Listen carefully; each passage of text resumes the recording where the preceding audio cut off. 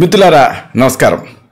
ఇంటి వైద్యం అనే ఈ చక్కని సిరీస్లో మనం ఎన్నో విలువైన విషయాలు తెలుసుకుంటున్నాం. ఈరోజు మనం తెలుసుకోబోయేది మరీ ముఖ్యమైనది, అందరూ తెలుసుకోవాల్సింది. ఇదే అరుగుదల లేకపోవటం, అరుగుదల తగ్గటం, వైద్య పరిభాషలో ఇండైజెషన్ అని, ఇంకా టెక్నికల్గా డిస్పెప్సియా అనే పేరుతో దీన్ని పిలుస్తారు. దీనికి సంబంధించిన పూర్తి వివరాలు మనం తెలుసుకోబోతున్నాం. అలాగే గృహ చికిత్సలు వీటన్నిటినీ తెలుసుకోబోతున్నాం. చూడండి, ఏమిటి డిస్పెప్సియా అంటే? ఆహారాన్ని తీసుకునే టైంలో పొట్ట నిండుగా అనిపిస్తుంది, తర్వాత మళ్ళీ ఉబ్బరిస్తుంది. పొట్ట నిండుగా అనిపించి ఏమి తినరు, కొద్దిగా తిన్నా ఉబ్బరిస్తుంది. ఇంకా ప్రధానంగా ఈ పై పొట్టలో నొప్పితో కూడినటువంటి మంట ఉండటం అనేది ఈ అరుగుదల తగ్గింది అంటానికి, డిస్పెప్సియా ఉన్నది అంటానికి ప్రధానమైన సూచన. అయితే దీని మెయిన్ సిమ్టమ్స్ ఏమిటి, లక్షణాలు ఏమిటి అంటే, ఒకటి కడుపు నొప్పి ఉంటుంది, అలాగే తేన్పులు అవుతూ ఉంటాయి, ఇంకా కడుపులో గడబడగా అనిపిస్తూ ఉంటుంది, అలాగే వాంతులు వికారంగా అనిపిస్తూ ఉంటుంది. ప్రధానంగా ఛాతీలో మంట ఉంటుంది, అంటే ఎదలో గాలినట్టుంది డాక్టర్ గారు అంటూ ఉంటారు. అలాగే ఆకలి ఉండదు, మరి ఫుడ్ సరిగ్గా తినలేరు కాబట్టి బరువు తగ్గిపోతూ ఉంటారు. అలాగే యాసిడ్ పైకి పొంగుతుంది, ఇంకా మలబద్ధకం ఉంటుంది. పోనీ మలబద్ధకం ఏంటంటే మళ్ళీ విరేచనాలు అవుతూ ఉంటాయి. అన్నిటికీ మించి ఆలస్యంగా జీర్ణం అవడం అనేది ప్రధానమైన లక్షణం ఈ డిస్పెప్సియాది. సో ఇవన్నీ కూడా దీని లక్షణాలు.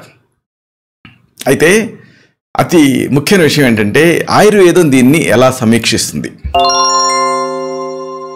అంటే, ఆయుర్వేద దృక్పథం ముందు తెలుసుకోవాలి. ఈ సమస్యని ఆయుర్వేదంలో అజీర్ణం అంటారు, అంటే జీర్ణం కాకపోవటం. దీంట్లో మళ్ళీ రకాలు ఉన్నాయి లక్షణాలను బట్టి. ఆమాజీర్ణం, విదగ్ధాజీర్ణం, విష్టబ్ధాజీర్ణం, రసశేషాజీర్ణం అని ఇలా రకరకాలు. అయితే అతి ముఖ్యమైన విషయం ఏంటంటే, సంక్షేపత క్రియాయోగో నిదానశేష వర్జనం అని, దీనికి కాజెస్ ఏమిటి అనేది తెలుసుకోవాలి. అంటే కారణాలను కనుక్కొని వాటిని సరిదిద్దుకోవటం అసలైన ట్రీట్మెంట్. ఒకేసారి పెద్ద మొత్తాల్లో ఆహారాన్ని మింగటం అనేది ఒక కారణం. ఎక్కువ తింటూ ఉంటారు కొంతమంది. అలాగే మద్యపానం, ధూమపానం ప్రధానమైన కారణాలు. ఇంకా భోజనం సమయంలో ఎక్కువగా నీళ్లు తాగటం, ఇది కూడా ఒక కారణం. గుటకలే తాగాలి, కానీ ఎక్కువ తాగితే అజీర్ణానికి దారితీస్తుంది. ఇంకా కొవ్వు పదార్థాలను తినటం, మానసికంగా ఒత్తిడికి గురవటం, కుంగుబాటుకి లోనవటం, అలాగే ఓవర్ ది కౌంటర్ లాగా ఎడాపెడా కొన్ని మందులు వాడేసుకుంటూ ఉండటం, ఇవన్నీ కూడా ఈ అజీర్ణానికి అంటే డిస్పెప్సియాకి కారణాలు. మరి ఇలాంటి ఈ సమస్యను ఎలా తగ్గించుకోవాలి? దీనికి చక్కని ఇంటి వైద్యం ఉంది, ఇది తెలుసుకుందాం. దీని స్పెషాలిటీ ఏమిటంటే, చాలా సులభమైనవి, ఎవరైనా చేసుకోవచ్చు, ఎలాంటి సైడ్ ఎఫెక్ట్స్ దీంట్లో ఉండవు. వీటిని వరుసగా మనం తెలుసుకుందాం. మొదటి ఔషధం, మీకు కావాల్సింది ఏంటంటే శొంఠి, అంటే అల్లాన్ని ఎండబెట్టి చేస్తారు, 1/2 చెంచా, అలాగే 1 గ్లాసు నీళ్లు. పద్ధతి ఏమిటి? 1/2 చెంచాడు శొంఠి పొడిని 1 గ్లాసు నీళ్ళకి వేసి 1/2 కప్పు కషాయం మిగిలేంత వరకు మరిగించండి. దీన్ని రోజుకి అవసరాన్ని బట్టి 3-4 సార్లు తాగుతుంటే డిస్పెప్సియా సమస్య తగ్గుతుంది. ఇలాంటిదే ఇంకొక చక్కటి ఔషధం, మీకు కావాల్సింది కరక్కాయ పెచ్చులు, దీని పొడి, అలాగే చక్కెర. పద్ధతి తెలుసుకుందాం. 1 నుంచి 3 గ్రాములు కరక్కాయ పెచ్చుల పొడికి సమాన భాగం చక్కెర కలపండి. ఆహారానికి ముందు దీన్ని నోట్లో వేసుకొని చప్పరిచ్చి కాస్త నీళ్ళతో మింగండి. రోజుకి 2 సార్లు తీసుకుంటూ ఉంటే ఈ ఇండైజెషన్ సమస్య కరెక్ట్ అవుతుంది.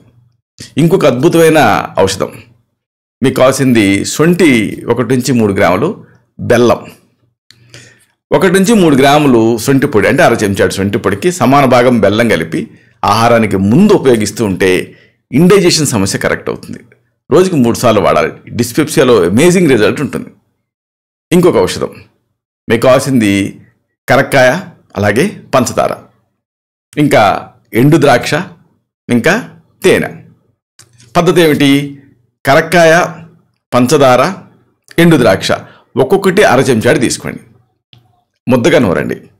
భోజనానికి ముందు తేనెతో కలిపి లోపలికి తీసుకుంటూ ఉండండి. రోజుకి 2 సార్లు సరిపోతుంది. అమేజింగ్ రిజల్ట్ ఉంటుంది. నకనకలాడే ఆకలి, అలాగే కరెక్ట్ డైజెషను, ఇవన్నీ మీ సొంతం అవుతాయి. ఇంకొక ఔషధం, మీకు కావాల్సింది సైంధవ లవణం, రాక్ సాల్ట్. ఆయుర్వేద మూలికల మ్యాంగల్లో దొరుకుతుంది. ఈ మధ్య సైంధా నమ్మక అనే పేరుతో సూపర్ బజార్లో కూడా దొరుకుతుంది. అలాగే కరక్కాయ, పిప్పళ్ళు, లాంగ్ పెప్పర్ అంటారు, ఘాటుగా ఉండే పదార్థం. అలాగే చిత్రమూలం, ఇవన్నీ మీకు ఆయుర్వేద మూలికలు అమ్మే అంగడిలో దొరుకుతాయి, లేకపోతే ఆన్లైన్లో కూడా తెప్పించుకోవచ్చు. పద్ధతి సింపుల్. సైంధవ లవణం, కరక్కాయ, పిప్పళ్ళు, చిత్రమూలం అన్నీ ఈక్వల్ ప్రపోర్షన్స్లో తీసుకొని పొడి చేసుకొని నిల్వ చేసుకోండి. 1 గ్రాము మోతాదుగా భోజనం తర్వాత వేడి నీళ్ళ కలిపి తీసుకుంటూ ఉండండి, రోజుకి 2 సార్లు. దీంతో ఈ ఇండైజెషన్ సమస్య కూకటి వేళతో సహా క్లియర్ అయిపోతుంది. ఇంకొక చక్కటి ఔషధం, మీకు కావాల్సింది లవంగాలు, అలాగే కరక్కాయలు, ఇంకా సైంధవ లవణం. పద్ధతి ఏమిటి? లవంగాల పొడి, కరక్కాయల పొడి, సైంధవ లవణం ఒక్కొక్కటి 1/2 చెంచాడు తీసుకొని నీళ్ళకి వేసి మరిగించి కషాయం కాయండి. భోజనానికి ముందు ఈ కషాయం తాగండి, రోజుకి 2 సార్లు. మంచి ఫలితం ఉంటుంది. ఇంకొక ఔషధం, మీకు కావాల్సింది ధనియాలు 1 చెంచా, శొంఠి 1 చెంచా. ధనియాలు, శొంఠి ఒక్కొక్కటి 1 చెంచాడు తీసుకొని నీళ్ళకి వేసి కషాయం కాయండి. భోజనానికి ముందు ఈ కషాయం తాగండి, రోజుకి 2 సార్లు. దీంతో మంచి ఫలితం ఉంటుంది. ఇలాంటిదే ఇంకొక చక్కటి లేపన ఔషధం, మెయిన్గా మరీ ఇలాగా ఫుడ్ లోపలికి ఆహారాలు ఔషధాలు తీసుకోలేని వాళ్ళకి లేపన ఔషధం కింద ఉపయోగపడుతుంది. మీకు కావాల్సింది ఇంగువ, త్రికటు, సైంధవ లవణం. ఇంగువని, త్రికటు అంటే శొంఠి, పిప్పళ్ళు, మిరియాల పొడిని త్రికట్ అంటారు, దొరుకుతుంది ఆయుర్వేద మందుల షాపులలో. అలాగే సైంధవ లవణం, వీటిని సమంగా తీసుకొని వేడి నీళ్ళు కలిపి పేస్ట్లా తయారు చేయండి.